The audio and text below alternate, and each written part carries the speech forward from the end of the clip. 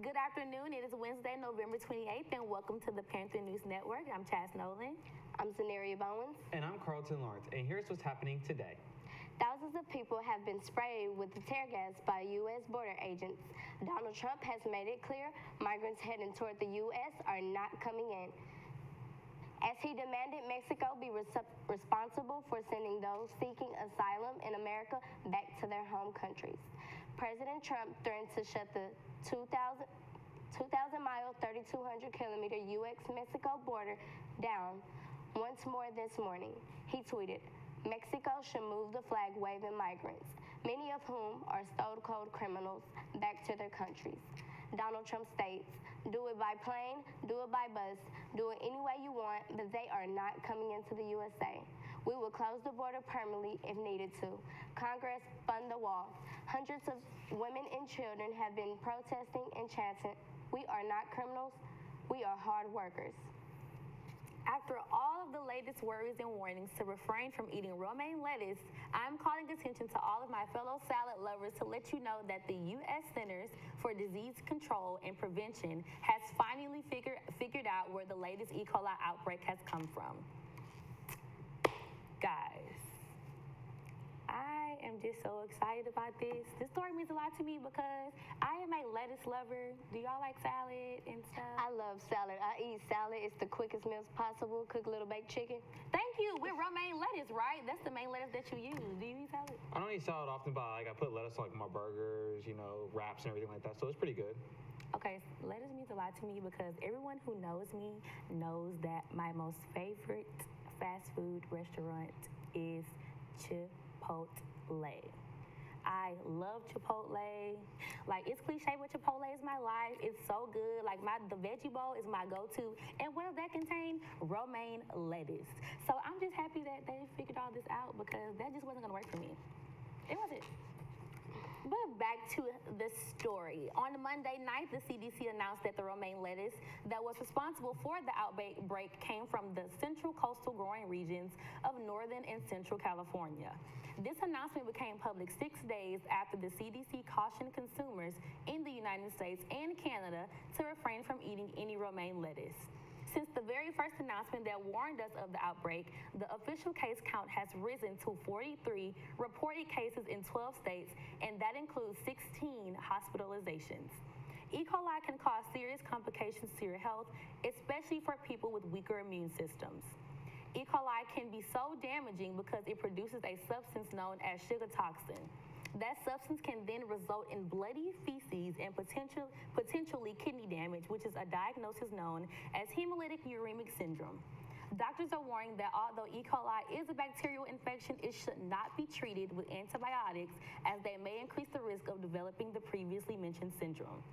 Remembering the last E. coli outbreak from the spring, you may be wondering, why does this keep happening? According to an investigation in September by Reveal News, the U.S. Food and Drug Administration became less strict on its rules for water testing for farmers. A rule requiring all farmers to test irrigation water was scheduled to go into effect this year. However, the FDA, under President Trump, gave into the pressure from the farm lobby and decided to dismiss the rule for an additional 4 years. In the event of that, fecal material and other contaminants can make their way to crops undetected. 5 people died from the spring E. coli outbreak, and while there has been no deaths reported this fall, the CDC has not yet closed its investigation. So for now, as long as you can identify that your lettuce didn't come from the affected area, you are in the clear. Thousands of demonstrators known as the Yellow Jackets, due to the Fluorescent Guard descended into the streets across France over the weekend to protest planned tax hikes on gas. In Paris, the rallies turned violent Saturday, with blazes set in the world-famous Champs-Élysées Avenue, while mass protesters waved the French flag. Police responded to skirmishes with water cannons and tear gas. More than 100 people were arrested. The Yellow Jacket activists, named after their neon vests, French drivers are obligated to carry in their vehicles in the case of roadside emergencies, want marking to call off the tax increases. Motorists have blocked highways across the country since November 17th, setting up barricades and deploying convoys of slowing moving trucks. around 280,000 protesters in the streets across the country that day, with 106,000 people attending the rallies on Saturday, according to the French Interior Minister, Christophe Castaner. On January 1st, the tax on gasoline will go up by 12 cents per gallon and on diesel by approximately 28 cents per gallon, according to the Transport Minister, Elizabeth Bourne. Gas taxes will go up by another 5 cents per gallon by 2020, with diesel jumping from an additional 2 cents. On Monday, gasoline cost around $6.26 per gallon in Paris, while diesel was around $6.28 a gallon. Morgan has yet far refused to reconsider the hikes, which he says will help reduce France's dependence on fossil fuels. By raising the cost of diesel, the French government hopes to convince more people to buy less polluting vehicles. Coming up next, regional and PV news. According to the weather app today, you will be experiencing partly cloudy weather. It's the commercial. Sorry.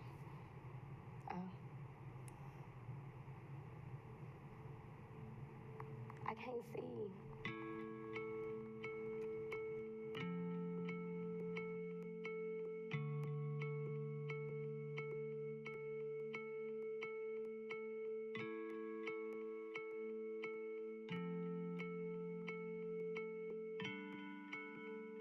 The Prairie View A&M Naval ROTC program was established in March of 1968.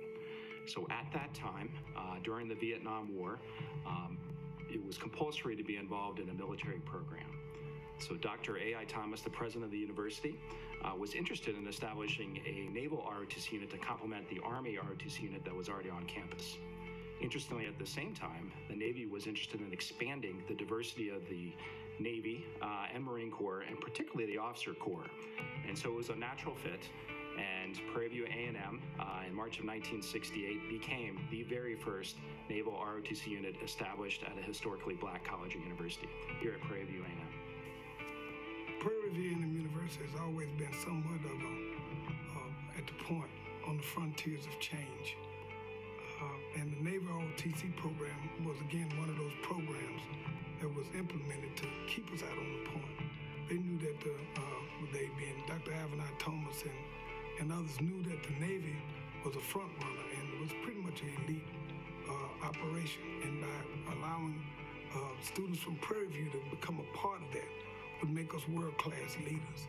And so the program was designed to take country boys like myself and expose them to a different world, a different set of values and rules and regulations, and we adapted. It was a game changer for us. Me personally, I can honestly say that I wouldn't be here without this program. I'm from a small country town in Arkansas with about 10,000 people. This gave me an opportunity to get outside of my comfort zone.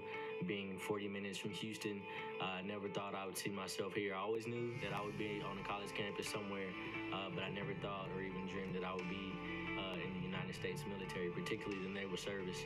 This has given me a platform to be able to reach back and be a provider amongst my family. I also got to travel and see tons of the world, which is something that a lot of people, they really enjoy. My job as a professor of naval science is to develop young men and women mentally, morally, and physically as they get ready to commission into the United States Navy and the United States Navy. Here at Prairie View, what makes it special is our midshipmen.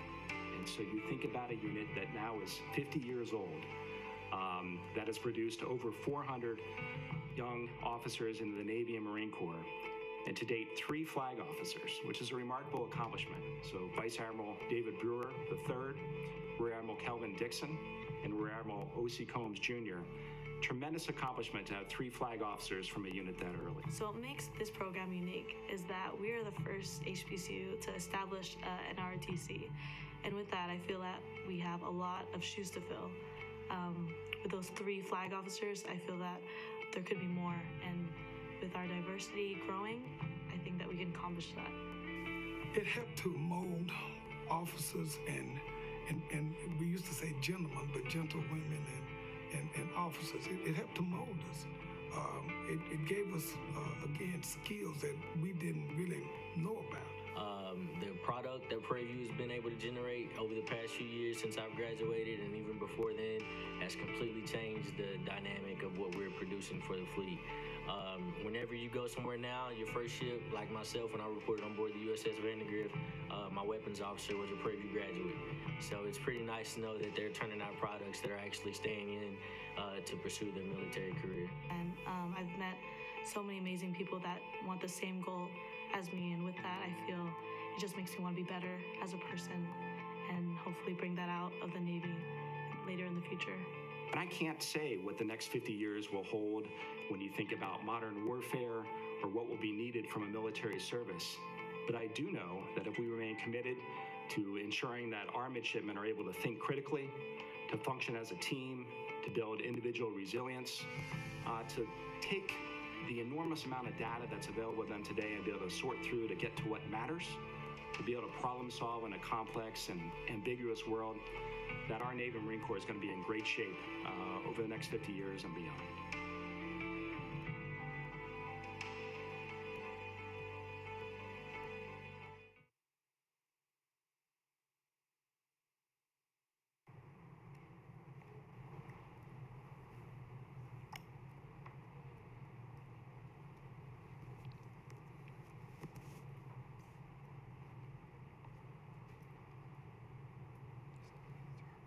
Welcome back. According to the weather app today, you will be experiencing partly cloudy weather with a high of 71 degrees and low of 61 degrees. Something that we all love and will sacrifice quite a lot for, what we dream of has come to reality in North Harris County. Free money. According to KPRC, this all started on Sunday night when one very lucky man stopped to get cash from a Bank of America ATM machine off of FM 1960 near the North Freeway. When typing in the request for only $10, something happened that he would have never expected. The ATM machine began to spat out $100 bills instead. So instead of doing what a lot of others would have probably done, including myself, he didn't stay at the machine continuing to milk it for hundreds. He actually posted on social media his wonderful surprise. The post drew a large crowd, and soon there was a never-ending line of people frantically withdrawing $100 bills. After multiple fistfights broke out, the police eventually arrived on the scene and shut everything down. The police department also began to send a few guards out to the area to make sure that no one withdrew any more $100 bills until Bank of America opened that following morning. Now, according to federal law, you are supposed to return the incorrect amount of money that you may have received from any electronic terminal with your receipt. But in a shocking statement given to KPRC on Monday, Bank of America said this was an incident at a single ATM in Houston caused when a vendor incorrectly loaded $100 bills in a place of $10 bills. We have resolved the matter and customers will be able to keep the additional money dispensed.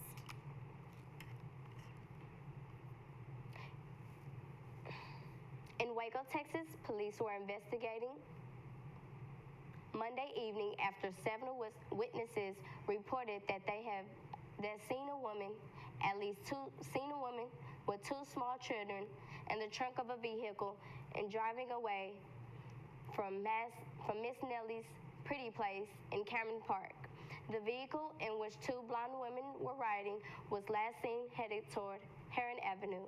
Waco Police Sergeant W. Patrick Swanson said, the vehicle is an older model, light blue four-door that may be a Toyota with a Texas license plate DL5P994. The vehicle was occupied by two white females when it left the scene. The driver is described as being in her late 30s with blonde hair. At least two of the women were seen putting two, possibly three children into the trunk of a vehicle and telling them to be quiet, Swanson said. At this very early point of the investigation, it is unknown exactly what the situation is. However, due to an abundance of caution and concern for the children being possibly placed in the trunk of an operating motor vehicle, we are immediately seeking for public's assistance in locating the above described vehicle, Swanson said. The Omega Gamma chapter of Zeta Phi Beta Sorority Incorporated is hosting a baby shower for all expecting mothers here at Prairie View. This will be a great opportunity for mothers to receive a lot of free necessities for their babies and to participate in some traditional baby shower fun. The event will take place in the MSC Ballroom A at 6:30 p.m. There will be a bonfire hosted by the Kappa Alpha Psi Fraternity Incorporated and organization Crooked Straight Media Friday, November 30th at 7 p.m., located in the new Student Park. Thank you all for watching the Panther News Network. We'll see you Friday.